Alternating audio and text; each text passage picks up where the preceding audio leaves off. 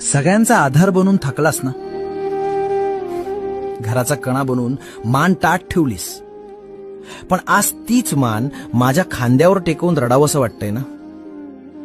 जगाला तुझा राग दिसतो, पण मला तुझा थकवा दिसतो. तू कधीच कोणासमोर हात पसरले नाहीस. स्वतःच्या इच्छा मारून तू दुसऱ्यांची स्वप्न पूर्ण केलीस.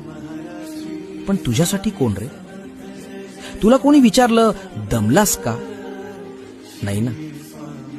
तुझ्या या दगडासारख्या दिसणाऱ्या शरीराच्या आत एक लहान मूल दडले, जे खूप एकटंय. आज तो मुखवटा काढून टाक. खंबीर माणसालाही रडण्याचा अधिकार आहे. जगाचा भार वाहणारा तू असलास तरी तुझा भार वाहणारा मी आहे. शांत हो, भिवू नकोस. मी तुझ्या पाठीशी आहे.